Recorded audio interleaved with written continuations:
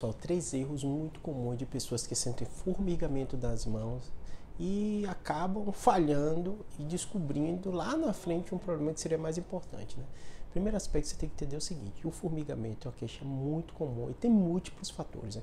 Por exemplo, se você está fazendo uma atividade física com a mão de forma muito intensa, ou sei lá, ou bordando, ou for numa posição, é comum você sentir formigamento, porque a gente tem nervos que levam a informação da mão para o cérebro e a gente tem também a parte vascular. Então você fica muito tempo com a mão para cima, né? Tá estendendo roupa, tá fazendo alguma coisa, pode sentir o formigamento. Se você deitou numa posição, às vezes a gente acorda com aquele formigamento, isso não é tão problemático, né? Mas quais são os três erros mais comuns então, né? O mais comum é o paciente que tem formigamento na mão de forma recorrente, sem nenhum fator agravante e acaba não procurando ajuda. Esse é o erro mais comum, porque o que é que acontece? Como o formigamento é uma coisa relativamente comum, às vezes ele chega e fica, e a gente não vai dando relevância, até porque não chega a ser uma dor, é basicamente um incômodo que muitas vezes você vai se adaptando a ele, né? Então esse erro você não pode cometer. Se você veio ter formigamento e está estável, ou está se agravando, ou está constante, você tem que procurar ajuda para justamente fazer essa investigação. Muitas vezes o médico vai fazer exame de imagem para ver se não tem um problema no cérebro, um problema na coluna cervical, ou uma avaliação também com eletroneuromiografia para ver se o nervo está ok. E mais importante do que isso, que é mais comum, uma avaliação metabólica. Muita alteração sanguínea que a gente descobre, como hipotireoidismo, pode dar formigamento na mão, né? Muitos pacientes com deficiência de vitamina B9 e B12 podem sentir formigamento na mão. Então não cometa esse primeiro erro de deixar para lá, não fazer investigação, né?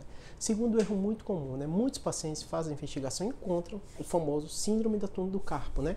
Que é uma partezinha aqui do nervo que ele está obstruído e aí dá esse formigamento. E o erro muito comum que eu percebo desses pacientes é não fazer o acompanhamento médico de forma adequada. Como assim, Júlio? Se você tem uma síndrome do túnel do carpo, é uma compressão, que o médico vai avaliar se precisa ou não precisa de cirurgia, né? A maioria das vezes não vai precisar de cirurgia, mas vai ter que ter mudança comportamental.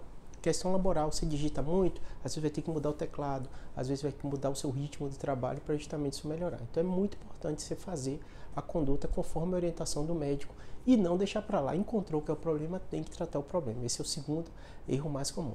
O terceiro erro mais comum que eu noto são pacientes que tomam uma série de medicações, muitas vezes anti-inflamatório, analgésico, sem orientação adequada do médico, de forma aleatória para melhorar o sintoma.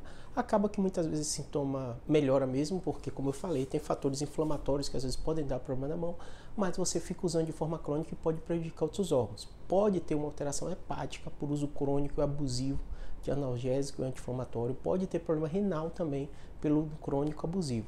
Além disso, problemas gastrointestinais também por uso de anti-inflamatório. Então é muito importante você não cometer nenhum desses três erros. Teve formigamento nas mãos, procure ajuda. Espero que tenha ajudado. Abraço.